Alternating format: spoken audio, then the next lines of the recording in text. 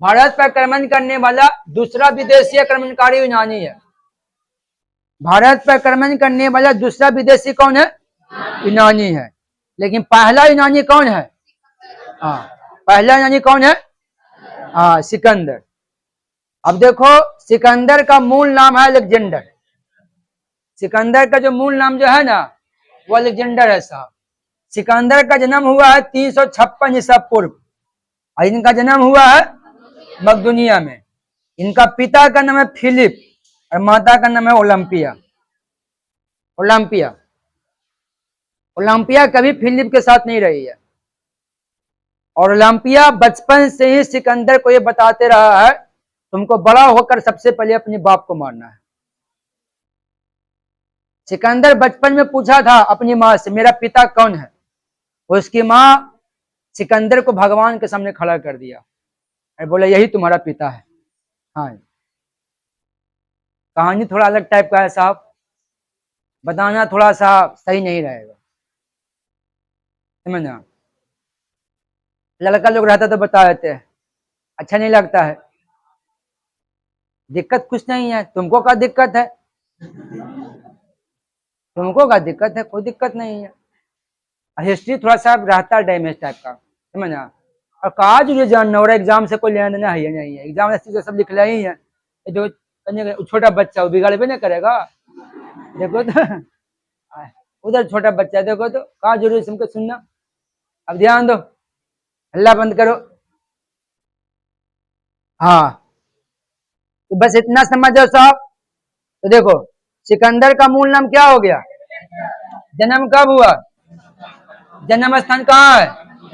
पिता का नाम और माता का नाम और गुरु का नाम अरस्तु, समझ ना। अब आगे ध्यान देगा, आगे। और फिलिप का निधन कब हुआ? हाँ, फिलिप का निधन हो गया 329 ईसा पूर्व। बस शॉर्ट में आपको हम जानकारी के लिए बता देते हैं कि देखिए, बात यहाँ पे ये था, फिलिप का, हाँ फिलिप जो था ओलंपिया से जबरदस्ती शादी किया था, समझ ना। ओलंपिया से जबरदस्ती शादी किया था, उस शादी को वो माना नहीं साहब, उस शादी को वो माना नहीं। और सिकंदर फिलिप का ही पुत्र था, लेकिन उसकी माँ कभी इस चीज को माना नहीं, और अपने बेटा को बता दिया कि तुम जिस का बेटा हो, जो भगवान है। मंदिर में पहुंचा दिया, बोले यही तुम्हारा बाप है, और तुम बड़ा होने सबसे पहले फिलिप को मारना। लेकिन सिकंदर जब बड़ा हुआ तो उसको पता चलेगा कि फिलिप ही मेरा पिता है। फिलिप को क्या मारेगा? राजा बन गया, पिता इच्छा से दे दिया संपत्ति। यही सब कहानियां है साहब। अब ध्यान देगा, चलो आगे। आप देखो, देखो कह रहा है ना कि फिलिप के मृत्यु के बाद, कह रहा है कि जब फिलिप का मृत्यु, भी पता है ना कि फिलिप का मृत्यु कब हुआ था, पता है ना। हाँ, तो फिलिप के मृत्यु के बाद मकदूनिया की गद्दी पे कौन बैठा? हाँ, अरे भाई, जब पिता का मौत होगा तो गद्दी पे कौन बैठेगा? हाँ, बेटे ने बैठेगा जी। बाप का संपत्ति किसका होता है? हाँ, तो फिलिप के मृत्यु के बाद मकदूनिया गद्दी पे कौन बैठा? हाँ, सिकंदर बैठा। हाँ, दिक्कत, फिलिप की मृत्यु के बाद मकदूनिया की गद्दी पे कौन बैठा? सिकंदर। देखो भाई, सिकंदर का सपना था विश्व विजेता बनना। इसको विश्व विजेता बनने के लिए दो आदमी ज्यादा प्रेरित कर दिया, एक इनकी माँ और दूसरा इनका गुरु। एक इनकी माँ, दूसरा इनका गुरु। देखो, सिकंदर का सेनापति कौन था? तो सिकंदर का सेनापति कौन था? Seleucus Nicator. और जल सेनापति कौन था? नियाकस। और सिकंदर का घोड़ा का नाम कौन क्या था? बरकेफला, जिसको बुकेफला भी हम लोग कहते हैं। सिकंदर का सपना ही था विश्व विजेता बनना। सिकंदर की सपना क्या था? विश्व विजेता बनना। तो कहीं पूछा जाए, सिकंदर की सेनापति सेलिकस निकेटर, सिकंदर का जल सेनापति नियाकस, सिकंदर का घोड़ा का नाम क्या था? बरकेफला। सपना क्या था? विश्व विजेता बनना। कहा जाता है कि ओलंपिया, इसकी माँ ओलंपिया हमेशा सिकंदर को महान बनने के लिए प्रेरणा देते थे। ओलंपिया बचपन से सिकंदर को बोला था कि तुमको सिकंदर महान बनना है, तुमको विश्व विजेता बनना है, लेकिन पहले फिलिप को मारना है। समझना, सिकंदर तो फिलिप को नहीं मारा, लेकिन विश्व विजेता बनने का सपना अपना जारी रखा था, वो जारी रखा। जो अब सवाल है कि सर सिकंदर का विचार क्या था? सिकंदर का विचार क्या था? सिकंदर ने कहा था मैं अपने जीवन के लिए अपना पिता का ऋणी हूं, लेकिन अच्छे जीवन के लिए एक शिक्षक का ऋणी हूं। अब सवाल है कि दुनिया का हर व्यक्ति मां को ऋणी बताता है, लेकिन सिकंदर पिता की ऋणी क्यों बताया था? क्योंकि मामला वही जो छिपा गए हुए हम है। समझना, सिकंदर का जन्म बलात्कार से हुआ था। अगर बलात्कार नहीं होता तो सिकंदर का जन्म नहीं होता। इसलिए सिकंदर ने अपने जन्म की मतलब कि श्रेय किसे दे दिया? हाँ, पिता को दे दिया। तो सिकंदर ने क्या बोला कि मैं जीवन के लिए अपने पिता का ऋणी हूं, लेकिन अच्छे जीवन के लिए अपने शिक्षक का ऋणी हूं। लेकिन तुम लोग की कौन बताए? कुछ सीखो इससे। भले तुम अपने जन्म के लिए अपने माता पिता का ऋणी हो, लेकिन अच्छे जीवन के लिए हमारे ऋणी हो। झूठ बोल रहे हैं? समझ में आई बात? और कुछ समझा? जल्दी जमा कर देना सब। अरे भाई तो है ना, अब जब ऋणी है तो जो बाकी उधार है सब जमा करो, और नहीं जमा करो तो कोई दिक्कत नहीं, लेकिन बात तो समझ में आई ना। अमेरिका, फ्रांस, जापान, ये सब के बारे में तुम लोग कौन बताया? हमने नहीं बताया जी। तो आप अपने जीवन के लिए अपने माता पिता के ऋणी है, लेकिन अच्छे जीवन के लिए शिक्षा करेंगे तुम सबके लिए। देखो सिकंदर ने बोला था कि हमें, सिकंदर ने बोला था, ध्यान दो जी, सिकंदर का पहला विचार है मैं अपने जीवन के लिए पिता का ऋणी हूं, लेकिन अच्छे जीवन के लिए अपने शिक्षक का ऋणी हूं। अपने जीवन के लिए, मैं अपने जीवन के लिए पिता का ऋणी हूं, लेकिन अच्छे जीवन के लिए शिक्षक का ऋणी हूं। किसने कहा था? सिकंदर ने कहा था। सिकंदर ने कहा कि अगर हम किसी से लड़ते हैं ना, तो उसकी सेना के बारे में नहीं सोचते हैं, उसी के बारे में सोचते हैं जो उसका नेतृत्व कर रहा है। अगर उसकी सेना शेर है और नेतृत्व करने वाला गीदड़ है तो हम नहीं डरते हैं, लेकिन अगर उसकी सेना गीदड़ है और नेतृत्व करने वाले शेर है तो हम उससे डरते हैं। उससे हम डरते हैं क्योंकि मेन होता है नेतृत्व करने वाला। देखो साहब, इसी टाइप का मिलता जुलता नेपोलियन बोनापार्ट भी बोला था। नेपोलियन बोनापार्ट भी इसी तरह से शेर और कुत्ता वाली बात बोला था। देखो सिकंदर बहुत कम उम्र में बहुत चीज हासिल कर लिया। सिकंदर साहब 33 वर्ष की उम्र में पूरा दुनिया छोड़ दिया, चला गया दुनिया छोड़कर। लेकिन 33 वर्ष की उम्र में दुनिया तो लगभग जीत नहीं पाएगी, उसको विश्व विजेता मानवे करते हैं हम लोग। सिकंदर 33 वर्ष की उम्र में छोटा मोटा दुनिया जीत ही लिया था, जिसमें भारत, मिस्र, काबुल का एक बहुत बड़ा हिस्सा शामिल था। लेकिन सिकंदर का जब मौत होने वाला था और सिकंदर को जब आभास हुआ कि हम मरने वाले हैं, तो उनकी आखिरी इच्छा थी वो अपने लोगों को बुलाएं और बोले कि अगर मेरी मौत हो जाए तो मेरा दफन नहीं करना, हम अगर मेरी मौत हो जाए तो हमें दफना देना। सिकंदर बोला था कि अगर मेरी मौत हो जाए तो हमें दफना देना और अंतिम संस्कार में मेरा दोनों हाथ बाहर रखना, ताकि दुनिया देखे कि विश्व को जीतने वाला सिकंदर भी खाली हाथ गया था। ये सब सिकंदर का विचार है साहब। लोगों के विचारों से कुछ ना कुछ सीखने के लिए मिलता है। अब सवाल है कि सिकंदर इतने बड़े, इतने अच्छे विचारक क्यों थे? उनका गुरु तो अरस्तु था। बढ़िया गुरु का बढ़िया शिष्य रहेगा ना जी। चलो अब आगे देखो, आगे की बात करते हैं। देखो ये हो गया, हाँ ये हो गया सिकंदर। अब सिकंदर, अब आते हैं भारत पे आक्रमण की बात करते हैं साहब। भारत पे आक्रमण की बात करते हैं तो कहता है कि सिकंदर भारत पर आक्रमण 326 ईसा पूर्व किया था। अगर पूछा जाए कि सिकंदर भारत पर आक्रमण कब किया था, हाँ सिकंदर भारत पर आक्रमण कब किया था, तो सिकंदर भारत पर आक्रमण किया था साहब 326 ईसा पूर्व। सिकंदर किस मार्ग से भारत आया था, हाँ तो सिकंदर जो है वो स्थल मार्ग द्वारा भारत आया था। ठीक है, किस नदी को पार करके भारत आया, सिंधु नदी को पार करके आया। किस पर्वत को पार करके आया, हिंदू कुश पर्वत को पार करके आया। किस दर्या को पार करके आया, खैबर दर्या को पार करके आया। चलिए पहले इतना जब समझिए उसके बाद कुछ बोलिएगा। देखो सिकंदर भारत आया कब, 326 ईसा पूर्व। सिकंदर किस मार्ग द्वारा आया, हाँ क्योंकि जल मार्ग द्वारा भारत आने वाला पहला व्यक्ति वास्को डी गामा है ना। जल मार्ग द्वारा सबसे पहले कौन आया, वास्को डी गामा। तो सिकंदर आया स्थल मार्ग द्वारा। जल मार्ग का मतलब होता अरब सागर, हिंद महासागर, बंगाल की खाड़ी होते हुए आता। तो एगो नदी पार करना जल मार्ग है ना, है। अब आगे देखिएगा, सिकंदर किस नदी को पार करके आया था, हाँ सिकंदर जो है ये बढ़िया से जी, और कोई रास्ता नहीं है दूसरा रास्ता आने का। उसको बच्चों को पहले उधर की साइड में पहले उठाइए वहां से। अरे ताड़ ताड़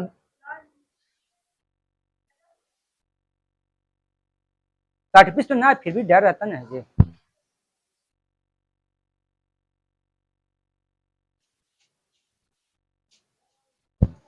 इस रास्ते से आइएगा तो इस रास्ते जाइएगा, कोई दिक्कत आज ही ना आएंगे तो कोई दिक्कत नहीं है, आइएगा तब।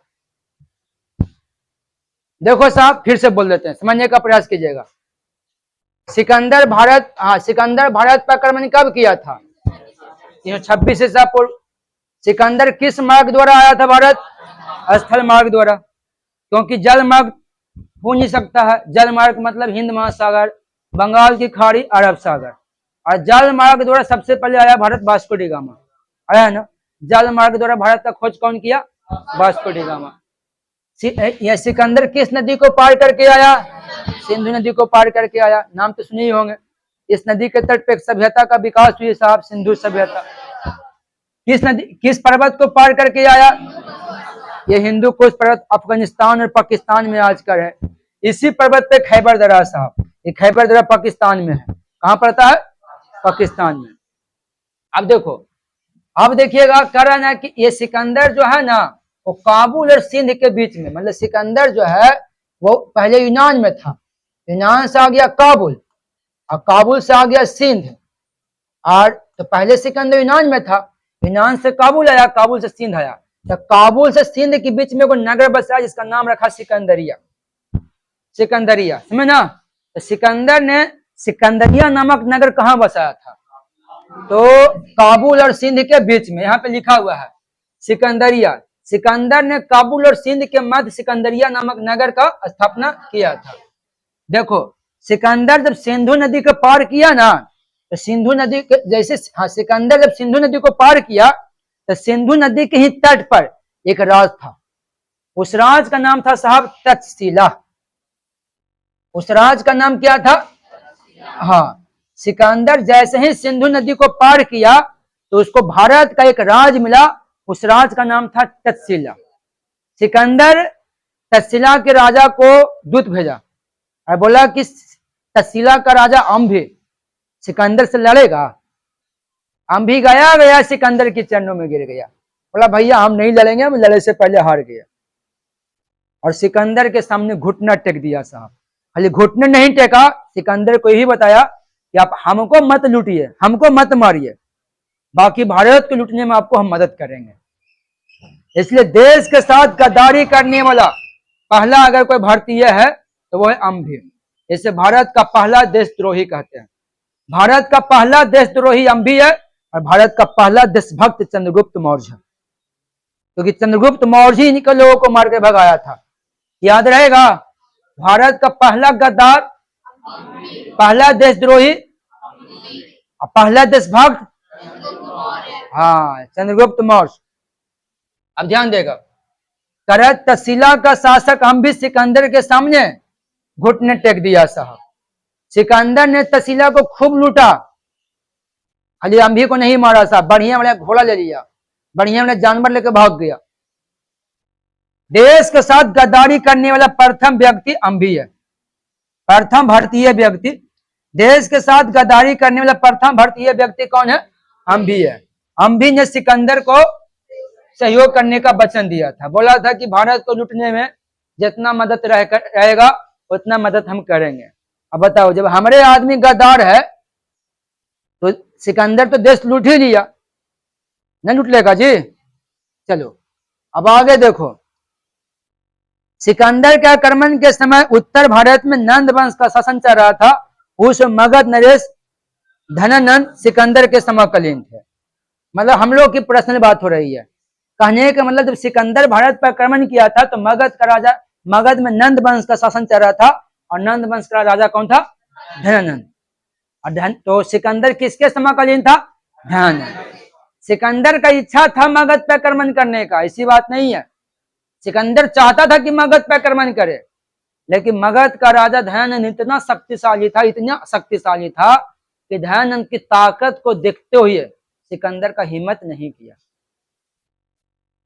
समझे बात को? सिकंदर जब तक्षशिला पे आक्रमण किया था तो उस समय यहाँ एक विश्वविद्यालय था जिसका नाम था तक्षशिला विश्वविद्यालय। और सिकंदर जैसे ही तक्षशिला पे आक्रमण किया तो वहां तक्षशिला विश्वविद्यालय में मिला कौटिल्य से, और सिकंदर कौटिल्य का पैर छुआ, कौटिल्य आशीर्वाद दिया। कौटिल्य का शिष्य था चंद्रगुप्त मौर्य, जिसको बहुत बुरा लगा। वो सिकंदर को बोला कि जिस दिन मेरा बस चलेगा ना, आपको उखाड़ कर फेंक देंगे। सिकंदर को बोला चंद्रगुप्त मौर्य कौटिल्य के सामने, में ना कौटिल्य के सामने बोला था साहब। रात्रि में चंद्रगुप्त मौर्य घोड़ा पर बैठा और सिकंदर पर अटैक कर दिया 12 बजे रात में।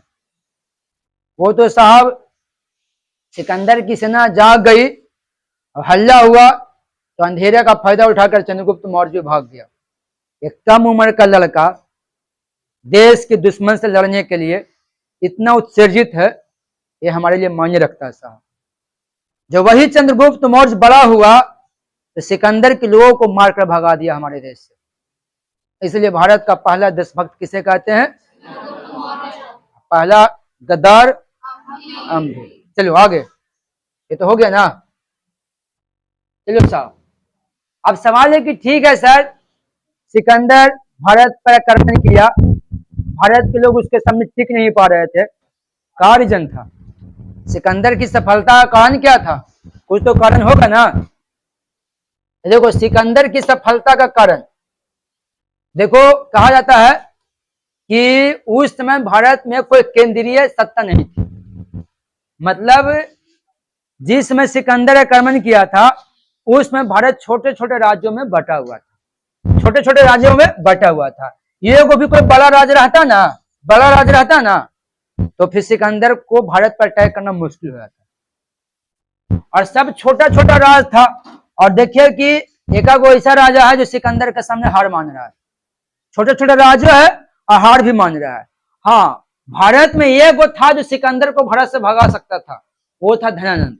लेकिन धनानंद भोग विलासी आदमी था साहब, वो लफ्फू सा आदमी था, बहुत दारू पीता था। सही बात है साहब, भले वो पावरफुल था। धनानंद को लगा कि हमको आक्रमण न किया जी, हम क्यों दूसरे के लिए लड़े। तो सिकंदर के लिए ये फायदा हो गया, काम कर गया।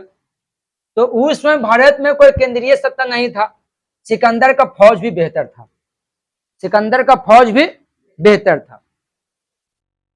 ठीक आता है उसे, हाँ फौज बेहतर था, उससे देशद्रोही शासकों की सहायता मिली, मिला ना साहब, हम भी दिए ना देशद्रोही।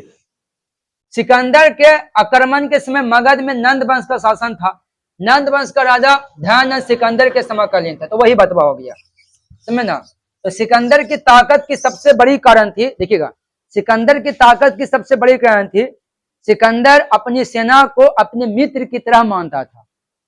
सिकंदर अगर संपत्ति लूटता था तो उसका एक बड़ा हिस्सा सेना में दान करता था। इसलिए सिकंदर को दरिया दिल सिकंदर कहा गया था। उनकी सेना जो था उन्हें दरिया दिल सिकंदर कहता था। और सिकंदर अपनी सेना को कभी सेना नहीं बोलता था, नाम से बुलाता था। तो अपनी सेना को नाम से बुलाना, जीता हुआ संपत्ति का कुछ हिस्सा, एक बड़ा हिस्सा सेना को देना, इससे उसकी सेना तन मन धन से सिकंदर के साथ कदम में कदम मिलाकर चलता था। ये सिकंदर की सफलता की सबसे बड़ी कारण थी। दूसरा, भारत में ऐसा कोई मजबूत शक्ति नहीं था, छोटा छोटा पार्ट में बटा हुआ था। तीसरा यह है कि भारत के देशद्रोही और गद्दार राजा सिकंदर को साथ दे दिया। क्लियर?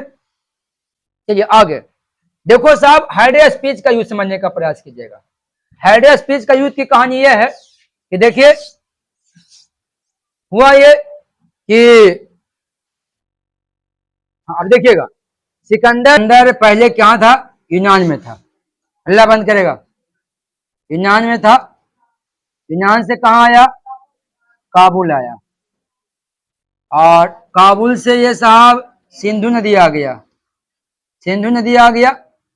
सिंधु से कहां पहुंच गया? झेलम।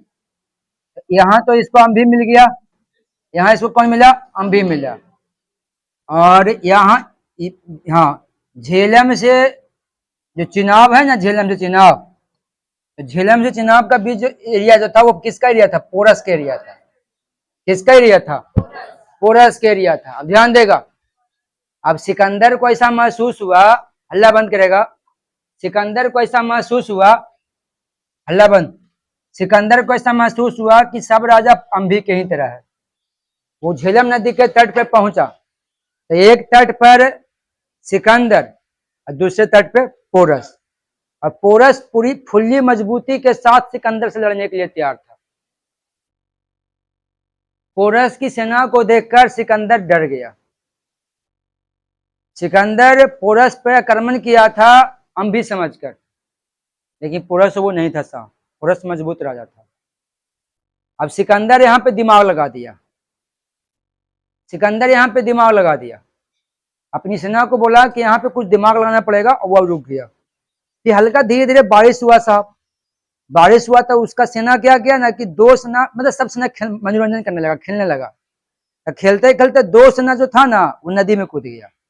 एक निकल गया, फिर 3 कूदा, 2 निकल गया, ऐसे मतलब 10 कूदा तो 5 निकल गया, 5 उसी में रह गया। तो पोरस को लगा ना कि उन लोग आपस में मनोरंजन कर रहा है, और रात में ऐसे धीरे धीरे बारिश होते रह गया। फिर पोरस की सेना सो गया। जब पोरस की सेना सो गया तो सिकंदर के का पूरा सेना पहुंच गया नदी के इस तरफ। अभी नदी के इस तरफ पहुंचा साहब तो बारिश के पानी से मिट्टी गीली हो गई थी। पोरस के पास रथ वाला सेना था, रथ का सेना काम नहीं किया, रथ भिजाया नहीं। ऐसी परिस्थिति में पोरस अपनी बेटा को लड़ने के लिए भेजा, और पोरस के बेटा युद्ध भूमि में मारा गया। लेकिन पोरस भी कम नहीं था साहब, सिकंदर को मार ही देता। सिकंदर को अच्छा अटैक किया था सिकंदर पर, गलती से सिकंदर बच गया, उसको घोड़ा मारा गया बरुकेफला। पोरस द्वारा चलाए गए हथियार सीधे सिकंदर पे चला था। सिकंदर थोड़ा सा के बचा, और वो हथियार जाके लगा किससे? बरुकेफला को। बरुकेफला वहीं पे गिर गया, खत्म हो गया। सिकंदर समझ गया कि अगला व्यक्ति बहुत बहादुर है, लेकिन क्या कीजिएगा, पोरस की हार हो गई। पोरस को पकड़कर सिकंदर के सामने लाया गया। सिकंदर बोला कि तुम्हारे साथ क्या किया जाए? पोरस ने बोला कि एक युद्ध जीतने वाला राजा युद्ध हारने वाला के साथ जो करता है वो आप हमारे साथ कीजिए। सिकंदर बोला कि तुम दोस्ती के लायक हो जी, हाथ बढ़ा दिया। पोरस भी हाथ बढ़ा दिया, हो गया दोस्ती। तो ये लड़ते लड़ते दोनों में लास्ट में क्या हो गया? दोस्ती हो गया सिकंदर और पोरस के बीच। अब देखो इस युद्ध को हम क्या कहते हैं? हाइड्रिया स्पीच का युद्ध कहते हैं। क्या कहते हैं? हाइड्रिया स्पीच का युद्ध। इसको झेलम नदी का युद्ध भी कहा जाता है। इसे झेलम नदी का युद्ध भी कहा जाता है। इसको हाइड्रिया स्पीच का युद्ध कहते हैं। हाइड्रिया स्पीच का युद्ध का दूसरा नाम क्या है? झेलम नदी का युद्ध। ये झेलम नदी का युद्ध किस नदी के तट पे हुआ? झेलम नदी के तट पर। किसके किसके बीच लड़ा गया? सिकंदर और पोरस के बीच। अब कह रहा है, हाँ अब आगे देखिएगा, कह रहा है कि पोरस का राज झेलम और चिनाब नदी के बीच में पड़ता था। हाइडेस पीच के युद्ध में सिकंदर का क्या हुआ? जीत हो गया साहब। सिकंदर का क्या हुआ? जीत हो गया। चलिए आगे, अब सिकंदर का जीत हुआ। अब देखिए यहाँ पे क्या हुआ, सिकंदर जीत गया है, लेकिन सबसे ज्यादा दर्द सिकंदर को यही हुआ साहब, क्योंकि उसका प्रिय घोड़ा बड़केफला मारा गया। अब देखिए सिकंदर ने 2 नगर बसाया साहब। सिकंदर ने क्या किया? 2 नगर बसाया। एक नगर का नाम था बुकाफिला और दूसरा का नाम क्या था? निकैया। कहता है कि सिकंदर का पहला नगर बुकाफिला झेलम नदी के तट पर बसाया अपने घोड़े के नाम पर, क्योंकि उसका घोड़ा जो था ना बड़केफला, वो युद्ध भूमि में झेलम नदी के तट पर मारा गया था। तो सिकंदर ने क्या किया? एक नगर बसा दिया बौकेफला। सिकंदर का दूसरा नगर निकैया बसाया, जो पोरस पे विजय की स्मृति में था। पोरस पे विजय की स्मृति में बसाया था। तो सिकंदर ने 2 नगर न बसाया, बौकेफला और निकैया, एक घोड़े की याद में, दूसरा जीत की याद में। चलिए अब आगे देखिएगा। अब देखिएगा कहा जाता है कि भारत की महिलाएं, नहीं गांव की महिलाएं, बोलो गांव की महिलाएं भी कम नहीं है साहब। गांव की महिलाएं भी खूब लड़ती है, लाठी भी तक चलाती है गांव की महिलाएं समय आने पर। झूठ बोल रहे हैं? ओ गलत बोल दिया का? बहादुर महिला गांव की महिला होती है साहब। गांव की महिलाएं जितना काम कर लेती है उतना शहर की महिलाएं कर लेगी साहब, जान चल जाएगा उसका। बोझा ढोना, धान काटना धूप में, बहुत काम है, बहुत हार्ड काम है साहब। बड़ाई कर दिए, बोले ना। अब देखो, उस गांव की महिला से टकरा गया सिकंदर, बुझा दिया। अब देखो क्या हुआ, जो कह रहा है कि मस्तक, कह रहा है शुद्ध भूमि में, शुद्ध भूमि होगा, शुद्ध भूमि में बड़ी संख्या में सैनिक मारे जाने अथवा आहत होने के बाद मस्तक की स्त्रियों ने सिकंदर के विरुद्ध शस्त्र धारण किया था। देखिए मामला क्या, जो हम बताते हैं इसको बढ़िया से। देखो एक मस्तक एरिया है साहब, इसमें जो कुछ भी लिख रहा है पहले मेरा बात सुनो। एक मस्तक एरिया था, मस्तक ने, ध्यान देगा हल्ला बंद, एक मस्तक एरिया था, मस्तक क्षेत्र था। मस्तक पर सिकंदर ने आक्रमण किया फुल्ली मजबूती के साथ। अब मस्तक पर आक्रमण किया तो मस्तक की सेना सिकंदर से मजबूती के साथ लड़ा, लेकिन बहुत से सेना मारा गया। तब मस्तक के पुरुषों ने कहा कि भाई जब सेना मर रहा है तो उसका साथ देना मेरा कर्तव्य है। तब मस्तक के पुरुष लड़ा, पुरुष भी मारा गया। तब वहां की महिलाओं ने कहा कि भाई तो हम थोड़े पीछे हटेंगे, जब पुरुष लोग मरा गया तो फिर हम क्या करेंगे। महिला भी मजबूती से लड़ा साहब, और इतनी बड़ी लड़ाई में सिकंदर को बहुत पीछे हटना पड़ गया था। लेकिन क्या कीजिएगा, पूरा सिकंदर को साथ दे दिया था इस बार, और सिकंदर यहां भी जीत गया। आई बात समझ में? आगे की बात करते हैं साहब। देखो अब सिकंदर जहां भी लड़ रहा है सब जगह पे जीतते ही जा रहा है, जैसे भी जीतते ही जा रहा है। लेकिन जहां अब सबसे जीत जाइएगा ना, वहां हमारी भगवान आपको हरा देगी, और वो है ब्यास नदी साहब। सिकंदर सबको जीतते जा रहा था, सबको जीतते जा रहा है। अब उसको मिला रास्ता में ब्यास नदी। अब ब्यास नदी में आया हुआ था तूफान पानी। सिकंदर की सेना बहुत दिन से लड़ रहा था साहब, लड़ते लड़ते भी उसका सेना थक गया था। अब सिकंदर की सेना कभी हिम्मत नहीं कर रहा था कि ब्यास नदी को पार करे, और सिकंदर की सेना ब्यास नदी से डर गया। क्या हुआ? डर गया, और सिकंदर की सेना ब्यास नदी को पार करने का से इनकार कर दिया। सिकंदर अपनी सेना को खूब मोटिवेट किया, खूब समझाया, लेकिन सिकंदर की सेना का हिम्मत काम नहीं किया, और सिकंदर की सेना बोला कि अब हमें यहाँ से वापस लौटना पड़ेगा। पूछता सिकंदर की सेना ने किस नदी को पार करने से इनकार कर दिया था? ब्यास नदी। अब देखिए साहब, क्या हुआ, जो कह रहा सिकंदर का सेना ब्यास नदी के पश्चिमी तट पर पहुंचकर ब्यास नदी को पार करने से इनकार कर दिया, क्योंकि जा रहा है ऐसे ना, तो यहाँ पे नदी है तो पश्चिमी तट ना होगा, होगा ना। तो सिकंदर की सेना ब्यास नदी के पश्चिमी तट पे पहुंचा साहब, और इसे पार करने से सीधे सीधे मना कर दिया। ऐसी परिस्थिति में सिकंदर को 325 ईसा पूर्व स्थल मार्ग द्वारा ही भारत से वापस आना पड़ गया। तो 323 में आया साहब भारत, ईसा पूर्व 323 में आया और गया 325 में। ये भारत में 19 महीना रहा साहब, 19 माह रहा। दोस्तों मत जोड़ देना, दोस्तों अरे तो महीना भी करता ना, कल दिसंबर में गया होगा बस में ना, क्या हुआ, ईसा पूर्व घटते क्रम होगा।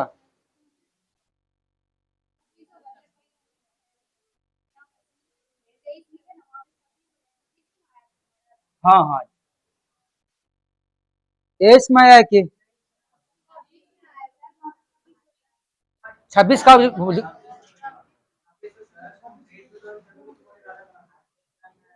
हाँ 26 में आया था ना, तो घटते क्रम होगा तब 25। हाँ हाँ ठीक है, तो अच्छा यहाँ पे हम गलती किए हैं, बाकी सब सही पढ़ाया हुआ है। अच्छा फिर से बोल देते हैं, क्या दिक्कत है, लिखा सही है, बोलने में गलती हुआ ना। हाँ 330 में 23 में चंद्रगुप्त मौर्य आ गया था। ए ध्यान दो, देखो साहब करा किस, ए हल्लावन, सिकंदर की जो सेना थी वो ब्यास नदी को पार करने से इनकार कर दिया था। सिकंदर की सेना किस नदी को पार करने से इनकार किया था, ब्यास नदी। देखो सिकंदर इस तरफ से आ रहा है, यहाँ पे ब्यास नदी है, यहाँ पे क्या है, तो सिकंदर की सेना ब्यास नदी के पश्चिमी तट पर न होगा, तो सिकंदर की सेना ब्यास नदी के पश्चिमी तट पर आया और आने के बाद ब्यास नदी को पार करने से मना कर दिया। तो सिकंदर भारत कब आया था, 326 ईसा पूर्व, लौटा कब, 325 ईसा पूर्व। कितना महीना रहा, 9 माह रहा। अब देखो तो 19वां रहा। सिकंदर विजित क्षेत्र को 4 प्रशासनिक इकाइयों में बांटकर अलग अलग उत्तराधिकारी नियुक्त कर दिया। कोई दिक्कत है ना, ठीक है, बढ़ा दिया हमको, हम बताते हैं ना। अब हमारे कब पढ़ाया था, कौन महीना में, चौथा महीना में 25 में, और आप जाइएगा दिसंबर 2026 में, तो बड़े महीना होगा। तो आए 25 में, जाइएगा 26 में, ये तो बोल दिए, लेकिन महीने एक बार जोड़िए तो, मार्च अप्रैल में, तो अप्रैल में जाना चाहिए आपको, गए दिसंबर में। तो उसी तरह से वो आए 25 में, तो जौन महीना में आए, वो आए 2026 में, तो जौन महीना में आए वो महीना नहीं गया जी, महीना भी देखिएगा ना, महीना भी देखिए ना, सीधा सीधे मत जुड़िए 12 महीना। थोड़े कि अगर कोई व्यक्ति हमारे यहाँ जनवरी 2025 में आएगा तो अब जाएगा हमारे यहाँ से अगस्त 2026 में, तो बड़े महीने होगा, ज्यादा महीने हो जाएगा, यही बात यहाँ पे है। अब रोक के हमें घबरा दिए, फिर से बोलना पड़ेगा हमको। अब ध्यान दीजिएगा, वो क्या होता है, वो पूरे एडिट होता है, समझ ना। अब क्या इतना जब मजाक किया सब इसमें रहेगा, कोई नहीं रहेगा, समझ ना। जो ज्यादा इंपॉर्टेंट रहेगा उस शॉर्ट में चढ़ेगा, इसमें कुछ नहीं रहेगा, इसमें सिर्फ पढ़ाया वाला चीज रहेगा बस। अब ध्यान दो, देखो साहब, ए हल्ला, सिकंदर की सेना पश्चिम से पूरब की ओर आ रही है, और ये ब्यास नदी के तट पर ये ब्यास नदी के पश्चिमी तट पर आ जाता है साहब, और ब्यास नदी के पश्चिमी तट पर आने के बाद इसकी सेना ब्यास नदी को पार करने से इनकार कर देती है।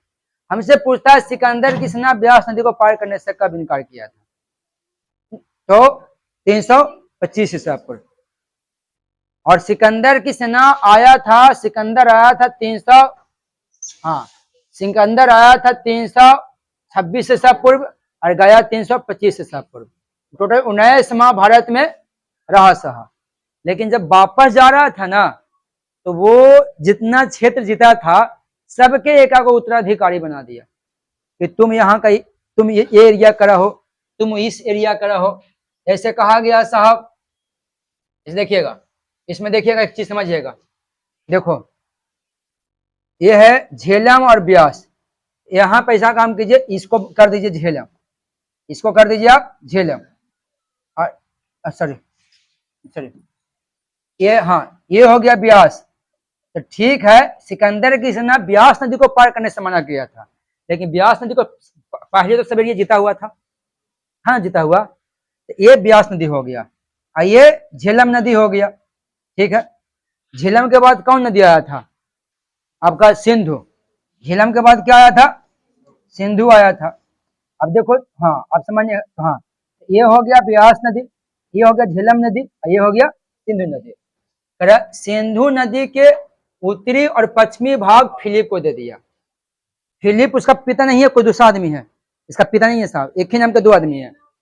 तो सिकंदर जब इंडिया से जा रहा था तो सिंधु नदी के उत्तरी और पश्चिमी, ये उत्तर हो गया और ये पश्चिम हो गया।